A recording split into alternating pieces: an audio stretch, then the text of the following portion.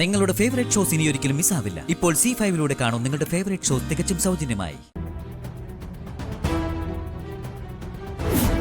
നീ നിന്റെ നെഞ്ചിലിട്ട് കൊണ്ടു നടക്കുന്ന പ്രദേശങ്ങളുണ്ടല്ലോ, എന്റെ ഫാക്ടറി തൊഴിലാളികൾക്ക് കുഴിക്കക്കൂസ് കെട്ടിക്കൊടുക്കും ഞാൻ.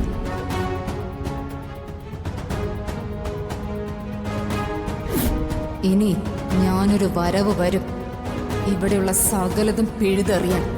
നിനക്ക് പ്രിയപ്പെട്ടത് സകലതും വെട്ടിമാറ്റാം.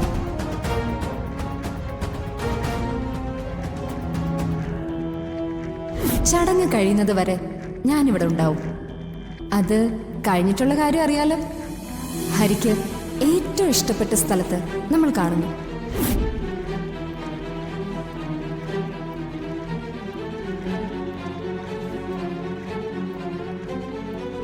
എടാ, ഇതെന്തൊക്കെയാ നടക്കുന്നേ? ഓരോരോ ചടങ്ങുകൾ. ചടങ്ങിന്റെ കാര്യമല്ല. അവളെന്തിനാ ഈ വീട്ടിനകത്ത് കയറിയത്? ആ സംയുക്ത ഞാൻ പറഞ്ഞില്ലേ, സ്നേഹം നടിച്ച് കൂടിയിരിക്കുക. അമ്മാവനാണെങ്കിൽ അവളുടെ പെരുമാറ്റം ഒന്നും തിരിച്ചറിയുന്നില്ല. വീണയാണെങ്കിൽ എന്റെ ഏത് ശത്രുവിനെ കിട്ടിയാലും സ്വീകരിക്കുമല്ലോ.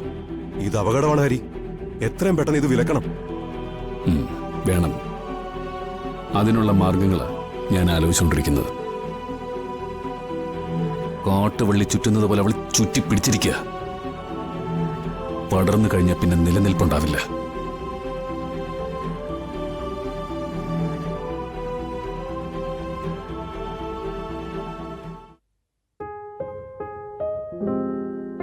അമ്മേ, നമുക്കൊന്ന് അമ്പലത്തിൽ പോയാലോ?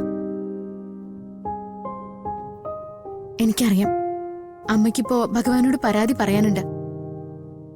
എല്ലാം ഭംഗിയായിട്ട് അവസാനിപ്പിച്ചതിന് നന്ദിയും പറയാനുണ്ട്. അമ്മയുടെ സങ്കടമൊക്കെ മാറിയോ?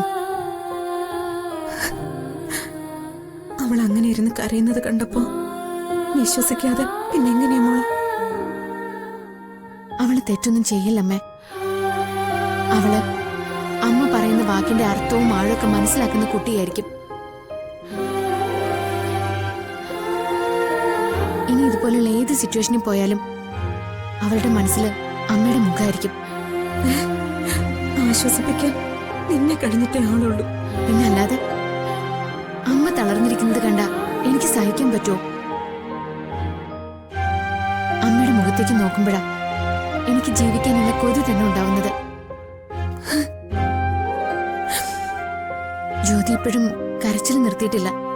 അമ്മയെക്കുറിച്ച് തന്നെയാ അവൾ ഇപ്പോഴും പറഞ്ഞുകൊണ്ടിരിക്കുന്നത്. പാവം, ഞാൻ ആശ്വസിപ്പിച്ചിട്ടാ പോകുന്നത്. നമുക്ക് അമ്പലത്തിലേക്ക് പോവാം മോളെ. ഇനിയുള്ളതെല്ലാം ദൈവത്തിന് കൊടുക്കാം. എന്ന് എണീറ്റ് വാ അമ്മേ. നമുക്കിതൊക്കെ മനസ്സിൽ നിന്ന് കഴുകി തുടച്ചങ്ങ് കളയാം. എന്നിട്ട് എന്റെ അമ്മയൊന്ന് ചിരിച്ചേ.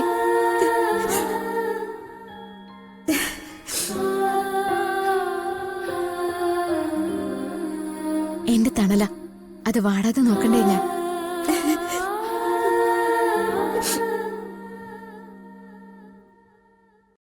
സംയുക്ത മേനോന്റെ അഹങ്കാരങ്ങൾ തകർത്തത് നീ.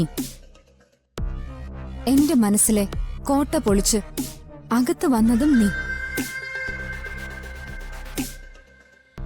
സംയുക്ത മേനോനെ കുറിച്ചുള്ള വീരകഥകൾ കേൾക്കാൻ എനിക്ക് നേരവുമില്ല, താല്പര്യവുമില്ല. അതുകൊണ്ട് പറയാനുള്ള കാര്യങ്ങൾ പറഞ്ഞിട്ട് നീ വെയിറ്റ്. എനിക്ക് പറയാനുള്ളത് എന്റെ ജീവിതത്തിലെ നിർണായക കാര്യ. എനിക്കിപ്പോ ഫോർ ദ ഫസ്റ്റ് ടൈം ഒരു പുരുഷനോട് ക്രഷ് തോന്നി. ക്രഷല്ല, പ്രണയം. ഹരിയെ എനിക്കിഷ്ടോ.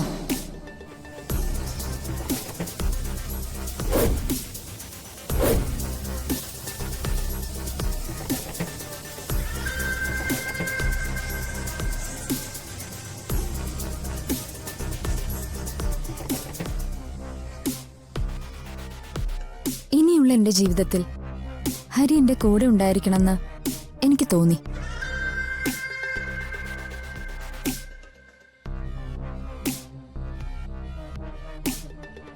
പണ്ട് ഭൂമിയിൽ മുനിവര്യന്മാർ തപസ് ചെയ്യുമ്പോൾ സ്വന്തം സ്ഥാനം നഷ്ടമാവൂന്ന് പേടിച്ച് ദേവേന്ദ്രൻ അപ്സര കന്യകമാരെ അവർക്ക് മുന്നിൽ അയക്കും.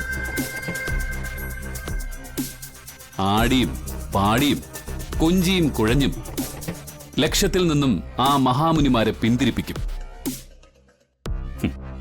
ഇവിടെ പകരം ആരെയും തിരഞ്ഞെടുക്കാതെ ഒരു അപ്സരസായിട്ട് നീ തന്നെ ഇറങ്ങിയിരിക്കുകയാണോ എന്റെ മുന്നിൽ?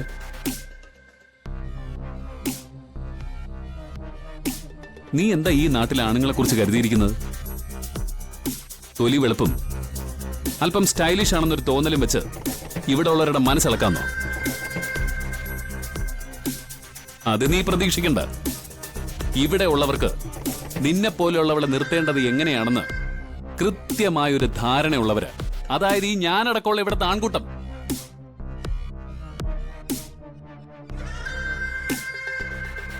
ഹരി തെറ്റിദ്ധരിച്ചു. ഇത് ഞാനിവിടെ കാണിക്കുന്ന ഒരു ആവേശമല്ല. ഇത് ഹരി ചതിക്കാനുമല്ല. I really mean it. നിർത്തടി. ഞാനേ ഒരു ഭർത്താവാ. ആരുടെ?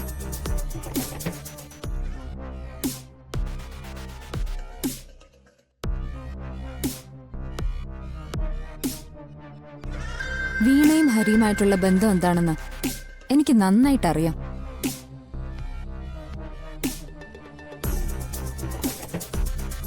വീണയുടെ വയറ്റിലുള്ള കുഞ്ഞിന്റെ അച്ഛൻ നിങ്ങളല്ലാന്നും അറിയാം.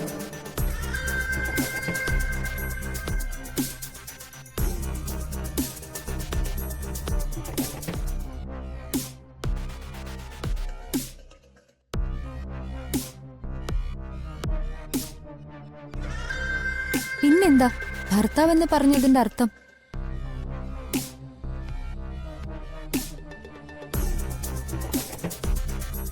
വീണ മുഖത്ത് നോക്കി പറഞ്ഞിട്ടില്ലേ നിങ്ങളുടെ കൂടെ ജീവിക്കാൻ അവൾക്ക് കുറച്ചിലാണെന്ന്, അവൾക്ക് അറപ്പാണെന്ന്.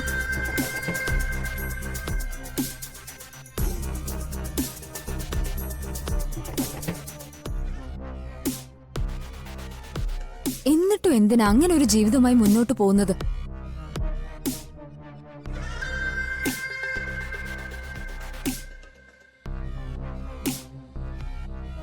വീണയുമായുള്ള ബന്ധം അവസാനിപ്പിച്ച് ഹരിക്ക് എന്നെ വിവാഹം കഴിക്കാമെങ്കിൽ ഹരിയുടെ ഈ ഗ്രാമത്തിൽ എന്റെ കമ്പനി ഒരു നിമിഷം പോലും ഉണ്ടാവില്ല. ഇതെന്റെ വാക്കാണ്.